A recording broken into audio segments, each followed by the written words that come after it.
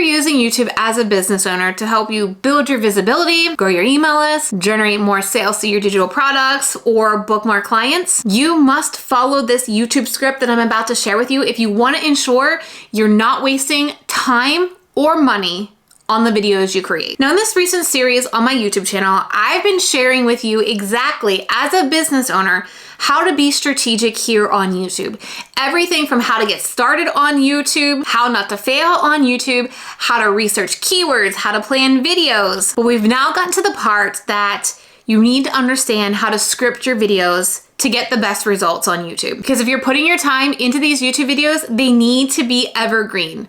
You can have videos working for you for months and years to come. And this is something very specific and special with YouTube that doesn't happen on Instagram or on Twitter or on TikTok, because a lot of that content is gone with, I'll give it a week. But you can have YouTube videos for years if done right, being a 24/7 sales team for your business. I will make a little disclaimer here before we dive into how to write this script. There is some planning that needs to be done before you can even dive into this script. And so I did an entire video on that last week. I will link it up here. You've got to do this planning process to ensure the script is set up for success. So once you've done that planning process, it's now time for you to write the script. And it's generally broken down into 3 main parts. The first and maybe one of the most important parts is the hook. You've got, on average, about 3 to 5 seconds to grab people's attention. YouTube's goal is to keep people on the platform. And so if your video isn't keeping their attention, that is why YouTube has a whole bunch of other videos beside yours that is suggested content. This is why we need to plan our video in advance to know what we are promising in that title and thumbnail. So when they click on the video and they're introduced to the hook, they want to keep watching. And they're not like, not for me. What are the other videos? YouTube has a lot of distractions on that platform just to keep people on YouTube. And so you've got to do a really good job of hooking them instantly so they aren't leaving your video in the beginning. Also, YouTube will reward you with better audience retention. So if you do a good job of getting people to click and getting people to watch your video, YouTube will push your content to more people. And the hook will be the biggest drop that you will probably see in your audience retention graph. So you want to take a little bit of time here. And the hook is generally the one thing in my video that I will script word for word. You'll see here in a minute how I will do my content on my video, but the hook is so important that I will script it word for word and make sure I say exactly like that when I record my videos. One way you can do a little bit of research in how to make your hooks better is if you go into your audience retention graphs in your analytics, you can see the videos that kept people watching the most in the beginning. Now, what I like to do is go into this analytic and I like to see, okay, of the 5 videos that had the best intro, what was I saying? How did I approach it? What was the first word that I said?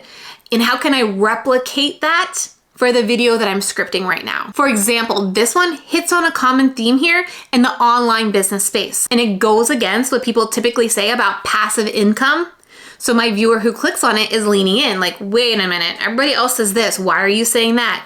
I gotta hear. This one shows how I'm making a connection with my viewer immediately. I'm calling out their specific profession and saying why it isn't easy. I'm sharing my transparency, letting them know I know it's not easy. And then this one creates a little bit of controversy. I'm telling you that if you watch the advice you get here on YouTube about YouTube, it's probably not the advice you should be taking. So really think through, how can you open your video to make them want to lean in and continue listening. You also need to make sure you're delivering on that title and thumbnail. That's why you've got to do the planning process first and come up with the title idea and the thumbnail idea to ensure there's that through line and they aren't confused as to why you're opening your video with something totally different than the title and the thumbnail. You don't want them to feel like they were clickbaited. I feel like in this particular video, I've done a decent job of calling you out who you are as a business owner and mentioning what I think is your goal here on YouTube, and also letting you know what you're going to get if you watch to the end. So hopefully you are still leaned in and intrigued. Now, there's one thing I want to share before I move on to the transition into the content.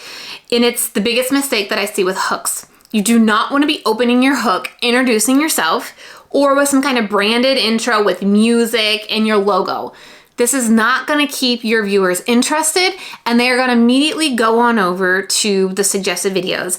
This is all basically seen as a barrier to your content, and they aren't going to hang around and wait. So you've really got to open that video very strongly in the first 3 to 5 seconds, letting them know you understand what they're here for and keeping them intrigued. So the transition from the hook to the content. This could be where you introduce yourself, but you're not gonna take a long time to introduce yourself. You should introduce yourself in about 5 seconds, maybe 8 seconds max. And I test this periodically here on my channel. You'll notice that I didn't say it on this video, but the past couple of videos that I did. But generally when I introduce myself, I'll say something like, hey, welcome to my channel. If you're new here, my name is Trina and I help online business owners like course creators and coaches use YouTube to generate more revenue in their business. Quick, to the point, and moving on. Again, you don't want to put more barriers to your content because they don't care who you are yet. If they're just finding you for the first time, they came to your video because your title and your thumbnail intrigued them. Let them know you're going to help them solve a problem that they were searching for on YouTube, and your hook sparked their curiosity, so they want to keep watching. And then you don't want to throw in a barrier that gets them to the content. So you've got to keep that really short. And the other thing I'm going to tell you here is please, at this point in time, don't say like, subscribe, and comment. You're not going to say this in any part of your video because this doesn't get any action takers. We're going to talk about how you're going to get action coming up, but you are not ever going to say like, subscribe, and comment in your video script. All right, then you're gonna move into the main content pieces. And the best way to do this is to break it down in bite-sized chunks, whether it's going to be steps, tips, mistakes, or a tutorial process. You want to, when you're scripting it out or you're planning it, make sure it flows and you're building on itself. It needs to be understandable to your viewer. You can't be going all over the place. That's again why I ask you, or I suggest that you plan this in advance so you can sit down when you're done scripting it and know exactly what you are going to say and how you are going to say it, so that you aren't taking a lot of time to film this. I'm filming this on a Sunday and I'm actually recording my filming day today, and my goal is to get 4 videos done between 11 and 1 o'clock. Right now it's about 12:15 and I'm on the final video. And the reason why I'm able to get this done is because of the script that I created, and I stay on the plan. Not only does this cut back on the amount of time it takes you to film, because I know you're busy as a business owner and who wants to spend hours shooting one video, but this gives you less content to then edit, because if you have less raw footage, if it took you less time to film it, you have less to edit. So it's also going to save you time in the editing process if, again, you create a clear plan that you know exactly what you're going to say, when you're going to say it, what stories you're going to tell, and you're not all over the place. One thing I will mention too when you're delivering content, there are 2 things actually. First, you want to show examples if you're teaching them something. I've learned this throughout my 8 years in creating content on YouTube and also creating course content, that your viewer or whoever is watching your content is going to be more appreciative of you when you provide examples, and they're able to consume or understand the process that you're teaching by seeing examples. So anytime you can incorporate examples into what you're teaching, make sure you're doing that. The other thing I wanted to point out here too when it comes to your content is provide value. I know it can get a little bit scary and think, well, what do I give on YouTube for free versus what do I give in my course? And if I give too much away on YouTube for free, will anybody buy my course? The thing is, where we're at right now at the end of 2023, everything we teach is pretty much on YouTube, no matter if we teach it or not. So if we aren't going to teach our viewer how we do something, somebody else is. As this online space and environment continues to grow and evolve, we have to think about what we are going to do to get our ideal viewer to watch us. And if you aren't providing value on YouTube, and if you are gatekeeping content, then they aren't gonna believe you're gonna be the right person for them. They're gonna feel like you don't have this value because they're not getting these big wins from you. They are going to wanna work with you or buy your course if you can provide them a win for free. If you aren't providing them a win for free, what is going to cause them to want to work with you? Now, there are going to be different ways that you can differentiate your course and make that valuable for them to want to take that next step with you, or as an online coach, or whatever it is you're selling. But if you aren't giving real value, if you aren't helping them in your videos, and if you feel like you need to hold information back, you will be hurting yourself here on YouTube with your content, because the people who are watching your content aren't going to trust you if you aren't providing them value. So I really encourage you to think, how can you provide really good value in every single video that you create? Just like in this video, right? I'm giving you each step of the way and how you can create a script. So by the end of this video, you can go write that script. So we talked about hooks, we talked about content. Here are a few more things that I want to talk about when it comes to content, and it is calls to action. You do not want to give too many calls to action. Like I said earlier, you don't want to be saying like, subscribe, and comment, because nobody is going to do that. You also want to make your calls to action feel relevant. As a business owner, you're creating content on YouTube to get people to your offer, right? So you've got to still have calls to action in your videos, but when you give too many, people become overwhelmed and don't know which one they should actually do. So when I finish writing my content, I will go back through my script to add engagement pieces. This will be calls to action. This will be ways to get people to like my video and also to comment on my video. So I highly recommend having one soft call to action throughout your video.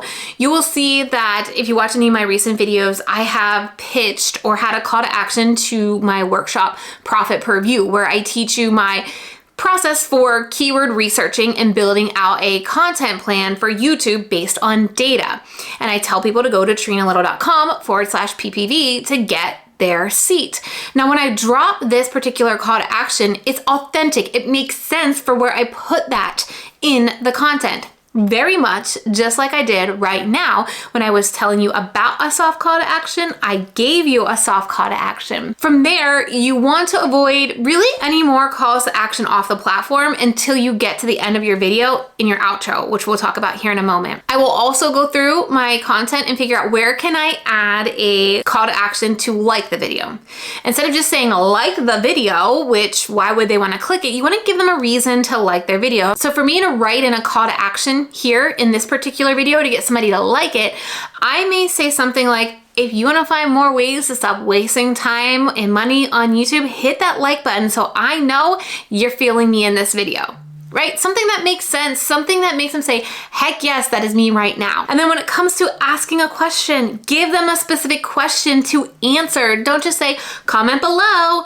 You want to say, if you have your next video scripted, let me know what your hook is down below and I will give you feedback. Which you can actually do that right now if you want to. If you have, or you're planning your next video and you want me to take a look at your script and give you pointers on how to improve it, put your hook down in the comments below and I will. Now that gives people more of a reason to actually comment, because you still want to think about engagement on your videos by not just saying like, subscribe, and comment. You want to make those engagements things that people want to actually do. That's what I like to do after I've written my hook and I've written my content. I go back through and figure out where can I add a like call to action that makes sense, where can I add a comment call to action, and where can I have a soft call to action off of the platform where it makes sense, it doesn't sound so silly, and it's more organic. Now your outro or your conclusion of your video is very important, so listen up.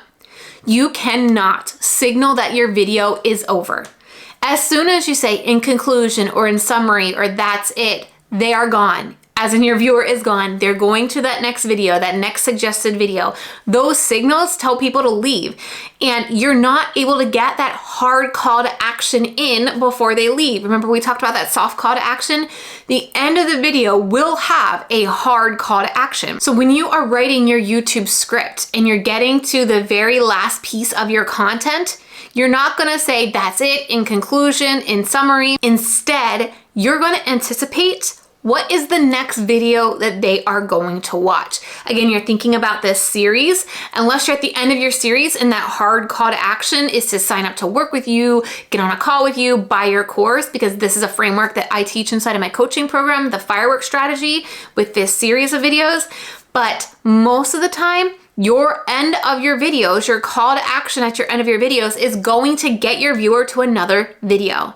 Because the more they'll binge watch your content, the happier you make YouTube, the more you warm up your lead. So as I finish this script video, I want to think about what questions would you have as a viewer next that I could drop the right video in here that you would think, how did she know that's the next video I needed? How is she in my head? Yes, that's the next video that I want to watch. So when you're scripting your videos, you need to anticipate at this call to action at the end of the video, what video makes sense for your viewer to watch next. I talked about giving examples. So I have an example to show you. This is my planning video series, and you can see how it makes sense for the viewer to watch the next video and the next video. I start with how I plan my month, and then I break it down to how I plan my week.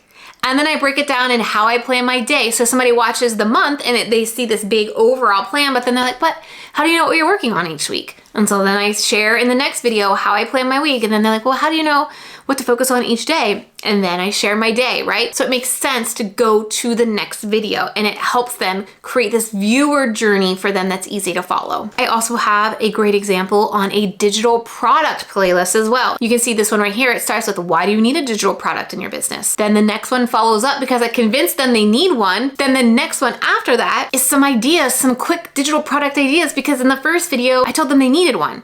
And so now I'm gonna tell them, here are some that they can create. And then the follow-up one is gonna be mistakes that most people make, because if they're gonna create a digital product, they wanna avoid the mistakes, right? So they know what they wanna create, they know the mistakes, what tools do they need? So that is the next video in the series. And then finally, this video all leads up into building that funnel to sell your digital product. So you can see how the series walks through each step. And in that final series, I talk about the software that I use, Funnel Gorgeous, and I show how I create my digital product funnel inside of Funnel Gorgeous.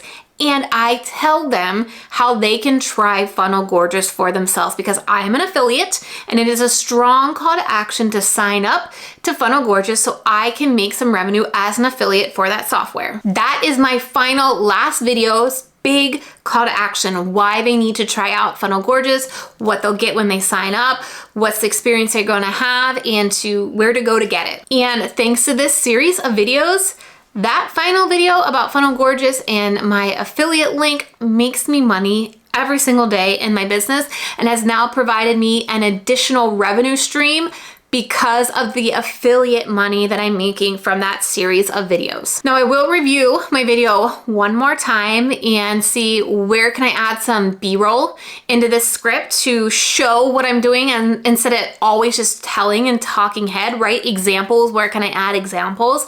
I'll also look, where can I add a story that makes sense? So you heard me share the examples of my digital product playlist, and I probably didn't do as good as a job as stories. I maybe should have added another one in here. But again, the more stories you can add in for that viewer to relate, the more they're gonna watch your content and connect with you. And I would also look at, are there other videos that you could recommend throughout this video that you are scripting? You heard me mention that I had a video where I show you how I plan this video and where to go watch it, right? So I'm linking all these different opportunities for you to watch more content from me as well. Now, as I mentioned a few times, there is some additional planning that you need to do before you actually script your content. So if you want to see the entire process that I go through to plan each video before I script it, click the video that is on your screen right now. And if you want my exact script template, check the link in the description box or go to trenalittle.com/script to get it right now for just $7. See you in the next video.